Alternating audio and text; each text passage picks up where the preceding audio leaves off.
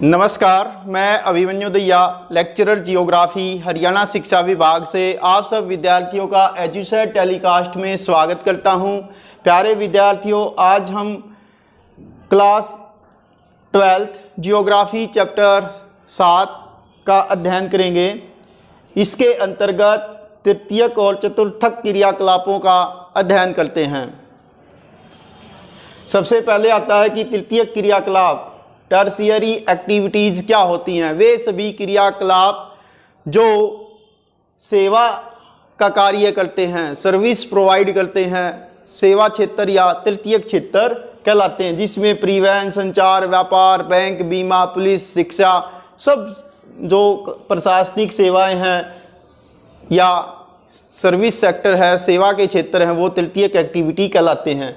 ये सब बौद्धिक और कुशलता से जुड़े हुए, यानी दिमागी कार्य और स्किल एक्टिविटी से ये जुड़े हुए होते हैं। दोनों में उत्पादन और विनिमय दोनों ही इस एक्टिविटीज़ के अंदर शामिल रहते हैं तृतीयक क्रियाकलाप में।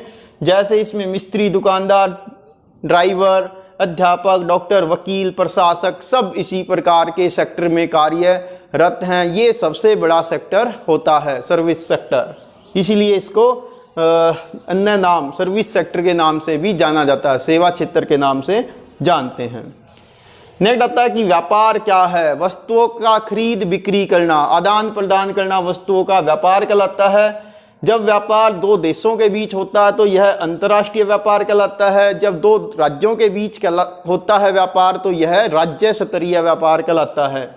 कोई भी देश जितना अधिक व्यापार करता है वह उतना ही अधिक आर्थिक उन्नति करता है, इसलिए व्यापार को किसी देश की प्रगति का सूचक माना जाता है। अंतर्राष्ट्रीय व्यापार को किसी देश के राष्ट्र का आर्थिक बैरोमीटर भी कहते हैं। और दुनिया में हर स्थान पर संसाधन नहीं मिलते, हर स्थान पर सेवाएं नहीं जनरेट होती, इसलिए व्यापार करना पड़ता है। और आवश्यक वस्तुओं की पूर्ति के कारण से भी व्यापार किया जाता है। किसी भी स्थान पर कोई भी व्यापार यदि हम करें तो खासकर अंतर्राष्ट्रीय व्यापार करें तो दो घटक मुख्य होते हैं। एक होता आयात यानी इंपोर्ट, दूसरे देशों से माल मंगाना, और दूसरा होता है निर्यात, दूसरे देशों को माल भेजना। नेक्स्ट है वाणिज्य यानी कॉमर्स। थोक व्यापार से जुड़े वित्तीय लेन देन, फाइनेंशियल ट्रांजैक्शन को वाणिज्य कहते हैं। यानी दूसरे शब्दों में कहें तो धन प्राप्ति के उद्देश्य से वस्तुओं का क्रय विक्रय करना वाणिज्य या कॉमर्स कहलाता है। यह किसी उत्पादन या व्यवसाय का वह भाग होता है जो उत्पादित वस्तुओं सेवाओं की उनके उत्पादकों और उपभोक्ताओं के बीच एक कड़ी का काम करता है, एक्सचेंज का काम करता है। इसमें सूचनाओं या धन का दो संस्थाओं या दो व्यक्तियों के बीच में समझौता या लेन देन शामिल रहता है। वाणिज्य जो है पूंजीवादी अर्थव्यवस्था का वाहक होता है और इसमें दो मुख्य अंग होते हैं, एक दुकानदारी और दूसरा व्यापार। नेक्स्ट आता है ग्रामीण विपणन केंद्र क्या होते हैं। ग्रामीण क्षेत्रों के अंदर सेवाओं के लेन देन के प्रारंभिक केंद्र को ग्रामीण विपणन केंद्र कहते हैं। यहाँ पर वस्तुओं का संग्रहण भी होता है और वितरण भी होता है, यानी खरीदा बेचा जाता है, क्रय विक्रय यहाँ पर होता है। यहाँ पर जो ग्राहक होते हैं वो आसपास के गांव के ही व्यक्ति होते हैं। यहाँ पर सामान्य स्तर की व्यापारिक सेवाएं होती हैं। इनमें थोक और फुटकर दोनों प्रकार का ही आदान प्रदान होता है। थोक मंडी यानी होलसेल मार्केट में जहाँ व्यापारी और दुकानदार माल खरीदते हैं, जबकि फुटकर मंडी में रिटेल मार्केट में जहाँ पर सामान्य ग्राहक माल खरीदते हैं। थोक मंडी में ज़्यादा मात्रा में माल खरीदा जाता है, जबकि फुटकर मंडी में जो है थोड़ी ज़रूरत के हिसाब से माल खरीदा बेचा जाता है। जो ग्रामीण विपणन केंद्र होते हैं ये ग्रामीण स्तर पर महत्वपूर्ण भूमिका निभाते हैं व्यापार की दृष्टिकोण से। नेक्स्ट ग्रामीण आवधिक बाजार, पीरियोडिक मार्केट क्या होते हैं। ग्रामीण क्षेत्रों में एक निश्चित अवधि के बाद लगने वाले बाजार को पीरियोडिक मार्केट कहते हैं। ये 15 दिन में या सप्ताह में लगते हैं, जैसे सोम बाजार, बुध बाजार, शुक्र बाजार या शनि बाजार, या कोई निश्चित तिथि पर, या जैसे कोई पूर्णिमा पे लगता हो, कोई अमावस्या पे लगता हो, कोई सावन के महीने में लगता हो, तो ऐसे बाजारों को आवधिक बाजार कहते हैं। इनको हाट भी कहा जाता है।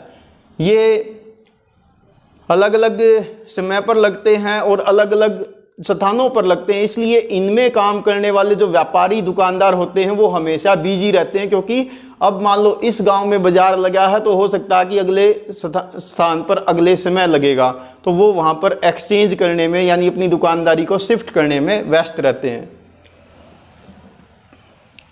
नेक्स्ट, नगरीय बाजार केंद्र। नगरों के अंदर जो बाजार होते हैं वे नगरीय बाजार केंद्र कहलाते हैं। इनमें विशिष्ट वस्तुओं से संबंधित सामान खरीदा बेचा जाता है। इनमें जैसे लेबर मार्केट, ट्रक मार्केट, लोहा मंडी, तूड़ा मंडी, सराफा बाजार यानी जहाँ पर गहने आदि बिकते हैं, लक्कड़ मार्केट, चूड़ी बाजार जिसे सुंदर बाजार भी कह देते हैं। तो इनमें विशिष्ट स्थानों पर विशिष्ट प्रकार की दुकानें होती हैं।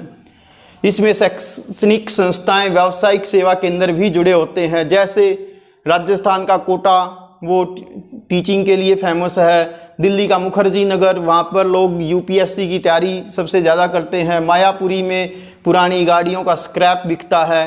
सरोजनी नगर है दिल्ली में, वहाँ पर रेडीमेड गारमेंट का जो आइटम्स हैं वो सबसे ज़्यादा बिकते हैं। तो इस प्रकार से ये नगरीय बाजार केंद्र के कुछ उदाहरण हैं। नेक्स्ट है फुटकर व्यापार सेवाएं क्या होती है? Retail trading services. फुटकर व्यापार का मतलब होता है जिसमें वस्तुएं या माल सीधे उपभोक्ता को बेचा जाता है। फुटकर व्यापार का शाब्दिक अर्थ होता है वस्तुओं को टुकड़ों में बेचना। फुटकर शब्द जो है फ्रेंच भाषा से लिया गया है। इस सेवाओं में व्यापारी एक ही वस्तु का व्यापार नहीं करते बल्कि बहुत सारी वस्तुएं वो एक साथ रखते हैं। जैसा ग्राहक आता है उसकी ज़रूरत के हिसाब से वो माल बेचते हैं। क्रय विक्रय इसमें थोड़ी थोड़ी मात्रा में होता है। इसमें थोक व्यापारी और उपभोक्ताओं के बीच की ये जो फुटकर व्यापारी है कड़ी का काम करते हैं। फुटकर व्यापारी की सफलता उसकी जो बेचने की कला है, प्रस्तुतिकरण है, उसके ऊपर निर्भर करता है। और वो अपने माल को, अपने सामान को दुकान में किस ढंग से सजाता है उसके ऊपर डिपेंड करता है। यानी उसका हर आइटम ग्राहक की नज़र में आ जाना चाहिए।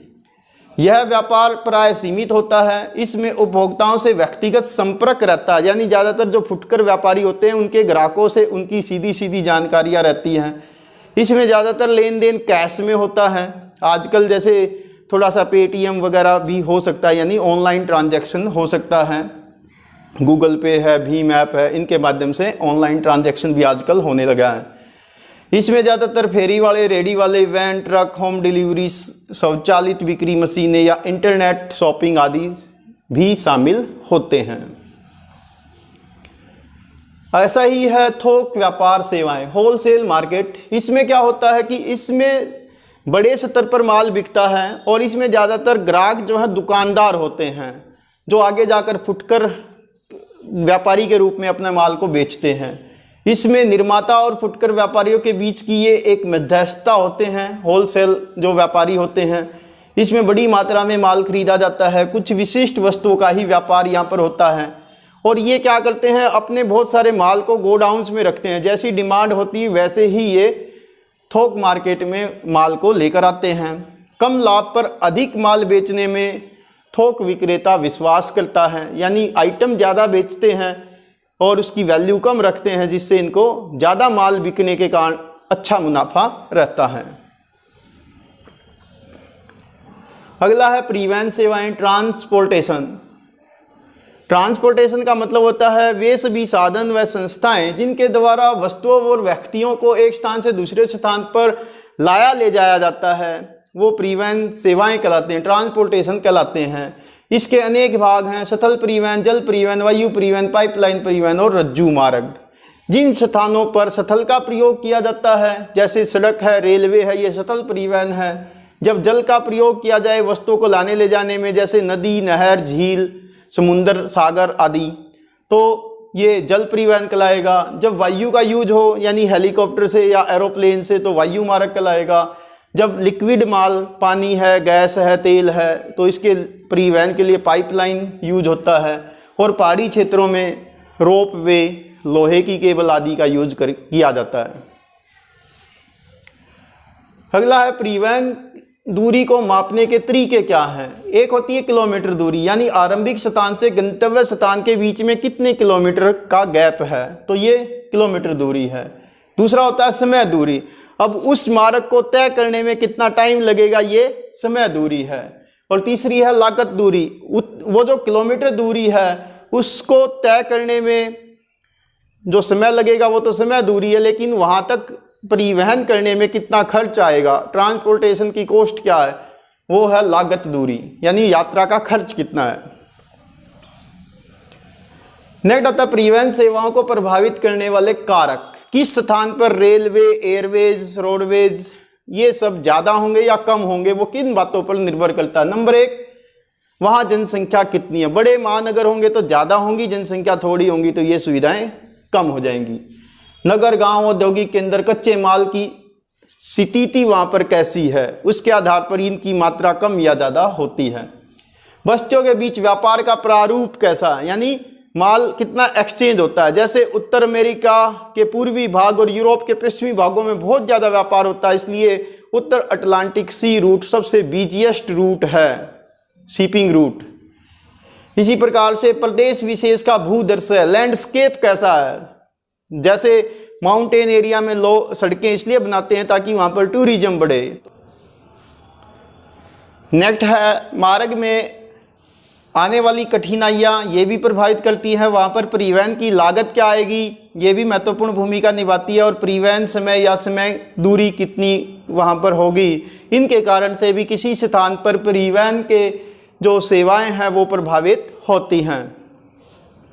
इसी प्रकार से नेक्स्ट है समकाल रेखाएं क्या होती हैं। मानचित्र पर किसी स्थान पर पहुंचने में लगने वाले जो समय है उस दूरी को मिलाने वाली रेखाओं को, यानी मानचित्र पर समान समय में पहुंचने वाले स्थानों को मिलाने वाली रेखाओं को समकाल रेखाएं कहा जाता है। ऐसे मानचित्रों को जो ऐसी उसको दर्शाते हैं उनको समकाल मानचित्र कहते हैं। जैसे आप यहाँ देख रहे हैं, यानी इस स्थान से यहाँ पर चारों ओर जाने में 2 मिनट का समय लगेगा, यहाँ पर जाने में 3 मिनट लगेगा, यहाँ 4 मिनट, यहाँ 5 और 6। तो इस प्रकार से ऐसे मानचित्रों को समकाल मानचित्र कहते हैं। नेक्स्ट है संचार या दूर संचार सेवाएं, टेलीकम्युनिकेशन क्या होती है।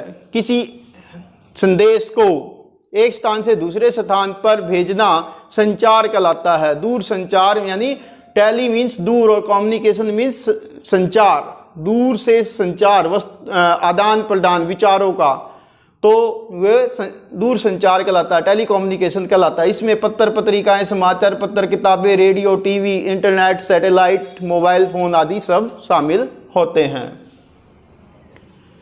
नेक्स्ट आता है संचार साधनों का वर्गीकरण। हम इनको 2 कैटेगरी में कैटेगराइज कर सकते हैं। एक होता है स्वामित्व के आधार पर, दूसरा होता है प्रेषण माध्यम के आधार पर। स्वामित्व के आधार पर संचार के 2 साधन होते हैं, एक व्यक्तिगत या निजी संचार, यानी जो किसी व्यक्ति विशेष के होते हैं, जैसे कोई आपने पत्र लिखना है या नहीं लिखना है, आपका मोबाइल है, फ़ोन है, ये सब। जन संचार यानी मास मीडिया, जो सबका कॉमन होता है, यानी वे संचार के साधन जो सबके लिए होते हैं, जैसे न्यूज़पेपर है, जैसे रेडियो, टीवी है, सिनेमा है। यानी आप विद्यालय आ गए तो बैकग्राउंड में ऐसा नहीं है कि टीवी के प्रोग्राम रुक जाएंगे, वो चलते रहेंगे, आपने देखा है या नहीं देखा। ऐसे ही प्रेषण माध्यम के आधार पर एक होता है इलेक्ट्रिक मीडिया, यानी जिसमें डिजिटल माध्यम होता है, जैसे रेडियो, टीवी, सिनेमा घर, इंटरनेट, सैटेलाइट आदि। दूसरे होते हैं मुद्रित माध्यम यानी प्रिंट मीडिया, जिसमें संदेश जो है वो छपा हुआ होता है, छपी हुई सामग्री के रूप में, जैसे पत्र पत्रिकाएं, समाचार पत्र, अखबार, किताबें आदि। नेक्स्ट आता है कृत्रिम उपग्रह संचार क्या होता है। कृत्रिम उपग्रह संचार सैटेलाइट के माध्यम से होता है, जिसमें पृथ्वी के कक्षा में सैटेलाइट को लॉन्च कर दिया जाता है और वो वहाँ पर पृथ्वी के चारों ओर चक्कर लगा के या एक ही स्थान पर फिक्स, 2 टाइप्स के होते हैं सैटेलाइट, तो फिक्स रहकर भी वो सूचनाओं का आदान प्रदान करता है। एक ट्रांसमीटर होता है और दूसरा ज़मीन पर ही रिसीवर होता है। बीच में सैटेलाइट महत्वपूर्ण भूमिका निभाता है संदेशों को एक स्थान से दूसरे स्थान पर एक्सचेंज करने में, आदान प्रदान करने में। नेक्स्ट आता है सेवा क्षेत्र क्या है। जैसा कि हम पहले ही पढ़ चुके हैं, सर्विस सेक्टर यानी वो सभी क्रियाकलाप जो किसी न किसी प्रकार से सेवा का कार्य करते हैं, सर्विस सेक्टर कहलाते हैं। जैसे परिवहन सेवाएं, जिसमें सड़क, रेल, जलयान, पाइपलाइन आदि हैं। संचार सेवाओं में radio, television, press, media, satellite, internet, email आदि। वाणिज्यिक सेवाओं में विज्ञापन करना, फाइनेंसिंग करना। मौद्रिक सेवाओं में बैंक, बीमा आदि। मनोरंजन सेवाओं में दूरदर्शन, फिल्म, रेडियो आदि, प्रशासनिक सेवाओं में पुलिस, अस्पताल, रक्षा आदि। तो ये सारी की सारी जो हैं सेवा क्षेत्र हैं, सर्विस सेक्टर हैं, जो अलग अलग कैटेगरी में हम इनको वर्गीकृत कर सकते हैं।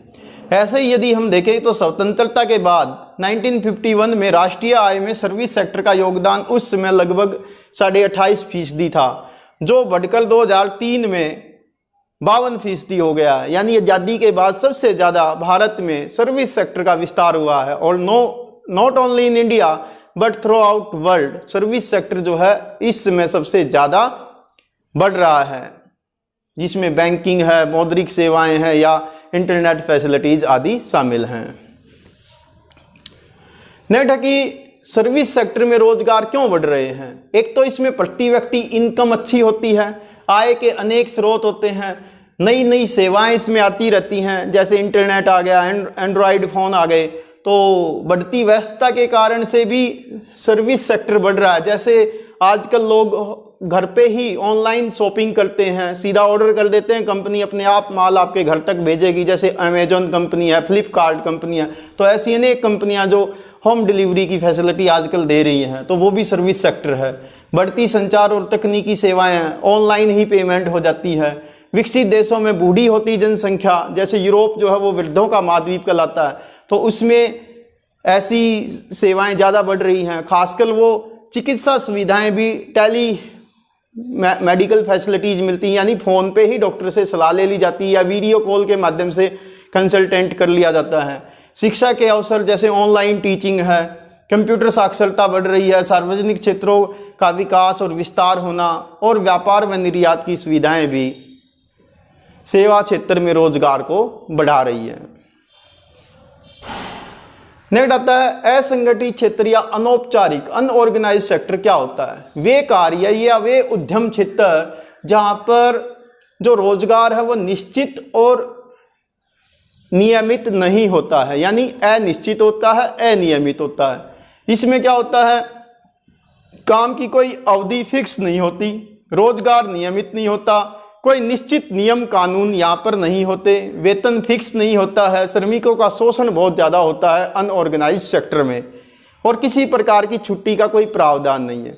जैसे एक एग्जाम्पल है, मान लो कोई व्यक्ति ऑटो चलाता है, यदि वो ऑटो चलाएगा तो सवारी आएंगी या माल ढोएगा तो उसको पैसा मिलेगा, परिवहन लागत वो लेगा, खर्च लेगा, जिससे उसका इनकम होगी, वो अपना परिवार चलाएगा।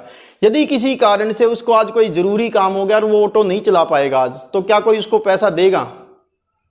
नहीं ना। तो कोई इसमें फैसिलिटी नहीं होती, ना इसमें कोई छुट्टी का प्रावधान होता, ना कोई मेडिकल प्रोविज़न इसमें होता है। तो ये अनऑर्गेनाइज सेक्टर का कुछ उदाहरण है। ऐसे ही दूसरा होता है संगठित क्षेत्र या औपचारिक क्षेत्र, जिसके ऑर्गेनाइज सेक्टर कहते हैं, जिसमें रोजगार नियमित और निश्चित होता है।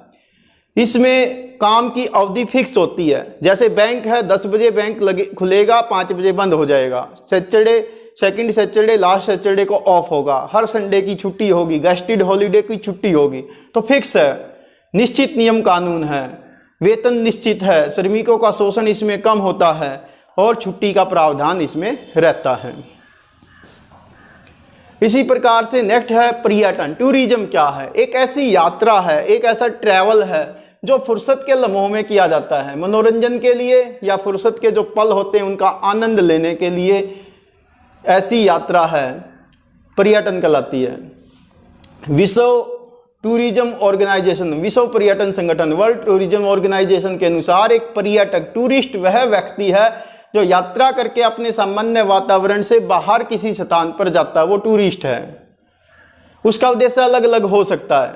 उद्देश्य के आधार पर कुछ लोग इमारतों को देखने आते हैं, जैसे आप कुतुब मीनार देखने चले गए, रेड फोर्ट देखने चले गए, या आप आगरा फोर्ट देखने चले गए, ताजमहल को देखने चले गए।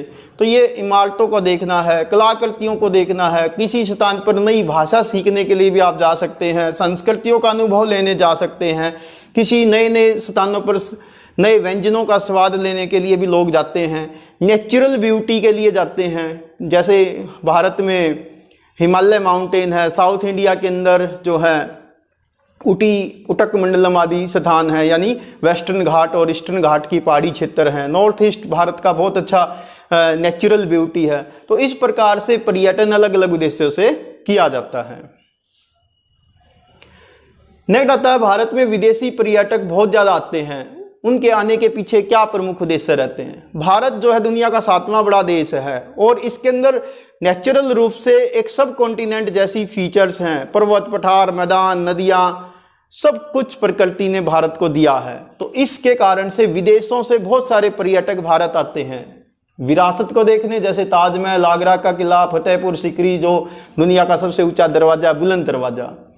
कुछ लोग इको टूरिज्म के लिए आते हैं, जैसे जो हमारे नेशनल पार्क हैं, जैसे आसाम में काजीरंगा, मानस, वेस्ट बंगाल में सुंदरवन, इसके अलावा मध्य प्रदेश के अंदर कान्हा, राजस्थान में रणथंभौर। तो ऐसे बहुत सारे नेशनल पार्क हैं जिनको देखने लोग जाते हैं, जहाँ पर नेचुरल जो पशु पक्षी हैं उनको निहारते हैं।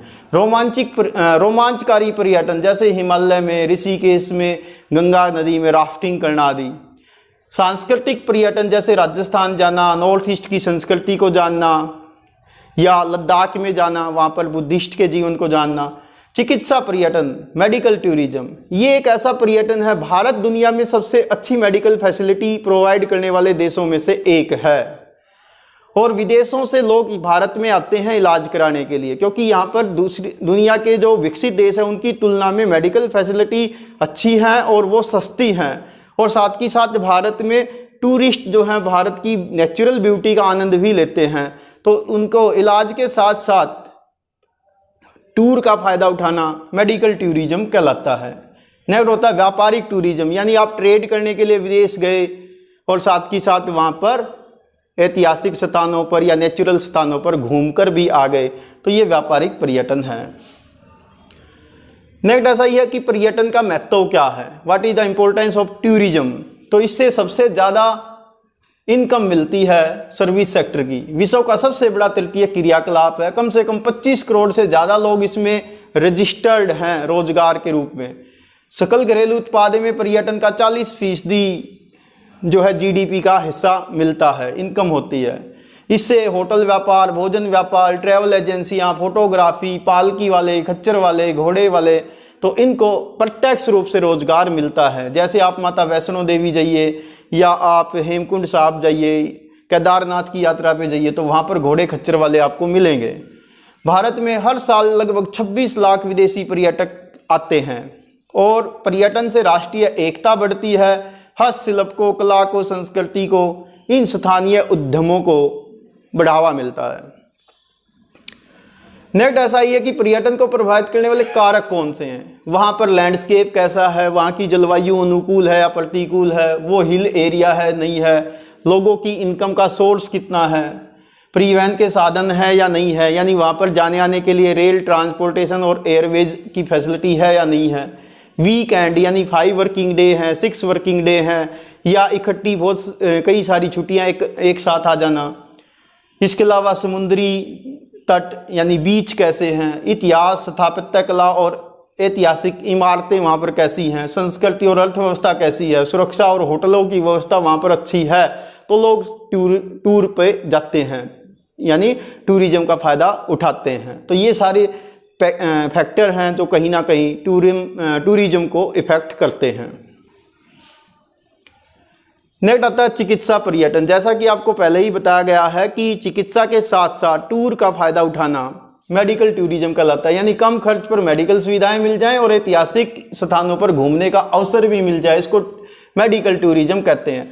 भारत विश्व के अंदर मेडिकल टूरिज्म का हॉट स्पॉट है, सबसे प्रमुख केंद्र है। यहाँ पर AIIMS, Fortis, Apollo, Max, Lilavati, PGI Chandigarh जैसे अच्छे हॉस्पिटल हैं जिसमें विदेशों से बहुत सारे लोग इलाज कराने आते हैं। और यहाँ पर विकसित देशों से लोग इसलिए आते हैं क्योंकि यहाँ पर खर्च काफ़ी कम है विदेशों की तुलना में। जैसे उदाहरण के लिए जर्मनी में हार्ट सर्जरी का इलाज लगभग $1 लाख में होता है, जबकि भारत में यह केवल 9 से 10 हज़ार डॉलर में आसानी से हो जाता है। तो इस प्रकार से लोग यहाँ पर आते हैं। इसी प्रकार से यूएसए के अंदर कोई भी व्यक्ति अपना इलाज कराने की सोच नहीं सकता यदि उसके पास मेडिकल इंश्योरेंस ना हो, जबकि भारत के अंदर हर साल 55,000 यूएसए से रोगी आते हैं अपना इलाज कराने, और साथ ही साथ वो भारत में नेचुरल ब्यूटी को, हिस्टोरिकल ब्यूटी को, यहाँ की कल्चर को, संस्कृति को देखकर सीख कर जाते हैं। यानी मेडिकल टूरिज्म का मतलब है घूमने आइए और इलाज कराइए। अगला है चतुर्थक क्रियाकलाप क्या है? उच्च बौद्धिक कार्य करना, जैसे चिंतन, शोध, शिक्षा, सूचना, विचारों का विकास, थॉट प्रोसेस, ये सब जो है ज्ञानोन्मुखी कार्य जिसमें बहुत ऊंचे स्तर का वेतन मिलता है, चतुर्थक क्रियाकलाप कहलाते हैं। इन कार्यों में अनुसंधान यानी रिसर्च की एक्टिविटीज शामिल होती हैं। जैसे एग्जाम्पल के लिए अभी जैसे कोरोना काल रहा तो कोरोना की जो मेडिकल फैसिलिटीज़ हुई है, इंजेक्शन, वैक्सीनेशन हुआ, तो उसके अंदर जो रिसर्च चल रहे हैं वो कहीं ना कहीं इसी प्रकार की एक्टिविटी है। इसी में जैसे बहुराष्ट्रीय कंपनियों के CEO, chief executive officers, mutual fund के प्रबंधक, परामर्शदाता, सॉफ्टवेयर इंजीनियर आदि शामिल होते हैं। इसमें आउटसोर्सिंग का भी फायदा लिया जाता है और इसके अंदर चिकित्सा, पर्यटन जैसे क्षेत्र भी कहीं ना कहीं जुड़े रहते हैं। अगला है पंचम क्रियाकलाप। ये आर्थिक क्रियाओं का सर्वोच्च स्तर होता है। इसके अंदर खासकर एंटरप्रेन्योर, उद्यमकर्ता, सशक्त कर्मी, जो एम्पावर्ड वर्कर होते हैं, जो दूसरों को मोटिवेशन का काम करते हैं, वो लोग इसमें शामिल रहते हैं। इसमें ज्ञान, विशेषज्ञता और स्किल, हुनर का बड़ा योगदान रहता है। इन कामों को करने वाले लोगों को गोल्डन कॉलर जॉब कहते हैं, यानी सुनहरे सर्वण कॉलर जॉब इनको कहा जाता है। इनको मूवर्स एंड शेकर्स भी कहते हैं, यानी ये लोगों को मोटिवेट करते रहते हैं, उनकी चेतना को, उनकी सकारात्मकता को, उनकी पॉजिटिविटी को ये जागृत कर देते हैं और लोग उत्साह से भरकर नित्य नए काम कर देते हैं। तो इसीलिए इनको मूवर्स एंड शेकर्स भी कहा जाता है। ये नए विचार, नए सूत्र, नई टेक्नोलॉजी का सूत्रपात करने वाले व्यक्ति होते हैं। नेक्स्ट होता है आउटसोर्सिंग या बाह्य स्रोतन क्या है? जब किसी कार्य को किसी बाहरी एजेंसी को, यानी किसी बाहर की कंपनी को या किसी थर्ड पार्टी को सौंप दिया जाता है, ठेके पर काम दे दिया जाता है, तो उसे बाह्य स्रोतन या आउटसोर्सिंग कहते हैं। इसका उद्देश्य होता है लागतों को कम करना और स्किल को बढ़ाना। जब बाह्य स्रोतन समुद्र पार के देशों से किया जाता है, यानी किसी दूसरे देश की कंपनी को ठेका दे दिया जाता है या कार्य सौंप दिया जाता है, तो उसे अपतटन कहते हैं, ऑफशोरिंग कहा जाता है। इसके अंदर सूचना प्रौद्योगिकी, कस्टमर केयर, कॉल सेंटर, विनिर्माण और इंजीनियरिंग आदि शामिल रहते हैं। इन सब क्षेत्रों में आउटसोर्सिंग का मदद ली जाती है। नेक्स्ट आता है ज्ञान प्रकरण बाह्य स्रोतन क्या है? नॉलेज प्रोसेसिंग आउटसोर्सिंग क्या है? यह चतुर्थक क्रियाकलाप की एक नई प्रवृत्ति है, KPO। इसके अंतर्गत रिसर्च और डेवलपमेंट के कार्य, ई लर्निंग, बौद्धिक संपदा, कानूनी व्यवसाय और बैंकिंग सेक्टर मुख्य रूप से आते हैं और इसमें उच्च दक्षता प्राप्त जो कर्मचारी हैं वो शामिल रहते हैं। नेक्स्ट आता है आंकड़ा प्रबंधन क्या होता है? डाटा प्रोसेसिंग क्या है? आंकड़ों या संख्याओं के संग्रहण को कुछ सूचनाओं देने के लिए एकत्रित करना आंकड़ा प्रबंधन कहलाता है। भारत जैसे देश चीन, फिलीपींस, पूर्वी यूरोप और अफ्रीका में अपने कॉल सेंटर बनाते हैं और आंकड़ों की प्रोसेसिंग करते हैं। बाह्य स्रोतन का भी इसमें सहारा लिया जाता है। इसमें खासकर वे लोग कर्मचारी होते हैं जिनको इंग्लिश अच्छी बोलनी आती है, इंग्लिश स्पीकिंग अच्छी कर लेते हैं। सूचना प्रौद्योगिकी में वो लोग निपुण होते हैं। कर्मचारी GIS तकनीक, ग्लोबल इंफॉर्मेशन सिस्टम से अच्छे ढंग से जुड़े होते हैं, उनके जानकार होते हैं, तो वो लोग इस क्षेत्र में काम करते हैं। भारत में ऐसे क्षेत्रों को सॉफ्टवेयर प्रौद्योगिकी पार्क के नाम से जाना जाता है, जैसे श्रीनगर, शिमला, मोहाली, गुड़गांव, पुणे, मुंबई, बेंगलुरु, हैदराबाद इसके प्रमुख केंद्र हैं। नेक्स्ट आता है सूचना प्रौद्योगिकी क्या है, यानी टेक्नोलॉजी का फायदा। 0-1 जो बाइनरी डिजिट है उनके माध्यम से telephone, hardware, software, computer technology, telecommunication, दूरसंचार, ये सब इसमें शामिल हैं। सूचना प्रौद्योगिकी में अनुवांशिकी, चिकित्सा, शिक्षा, स्वास्थ्य, परिवहन, दूरसंचार, ऊर्जा, खनन, निर्माण, ये सब इन क्षेत्रों में नए नए आविष्कार हो रहे हैं। दूसरे शब्दों में कहें तो सूचना प्रौद्योगिकी वास्तव में परिवर्तन का केंद्र बिंदु होती है और इसका मुख्य उद्देश्य होता है ज्ञान का उत्पादन करना। नेक्स्ट है अंकीय विभाजन क्या है, डिजिटल डिवाइड क्या है। सूचनाओं के आधार पर, डिजिटल डाटे के आधार पर विभाजन, यानी कोई एरिया बहुत डेवलप होता है, कोई पिछड़ा होता है। जैसे किसी स्थान पर जो इंटरनेट फैसिलिटी है, मोबाइल का नेटवर्क है, तो वो आगे निकल जाएंगे। कुछ एरिया ऐसे हैं जहाँ पर इंटरनेट फैसिलिटी नहीं है, इसके अलावा मोबाइल टावर्स नहीं है, वहाँ पर नेटवर्क नहीं पहुँचता, तो वो पीछे रह जाएंगे। इस प्रकार से जो विविधता है उसे अंकीय विभाजन कहते हैं। यानी ये देश के अंदर भी हो सकती है और देशों की तुलनात्मक भी हो सकती है। जैसे अमेरिका और यूरोप, ऑस्ट्रेलिया, जापान, ये डिजिटल डिवाइड के आधार पर विकसित राष्ट्र हैं। भारत मध्यम स्तर पे है और अफ्रीकन कंट्रीज जो हैं वो पिछड़े स्तर पर हैं। तो इस प्रकार से हम कह सकते हैं कि ये एक प्रकार का डिजिटली असमानता है। नेक्स्ट आता है केंद्रीय व्यापार क्षेत्र क्या होता है, सेंट्रल बिजनेस डिस्ट्रिक्ट, CBD इसको कहा जाता है। ये किसी भी महानगर का सबसे बिजी प्लेस होता है जहां सबसे ज़्यादा मार्केटिंग फैसिलिटीज होती हैं। ये मेन सेंटर होता है इकोनॉमिक एक्टिविटीज़ का।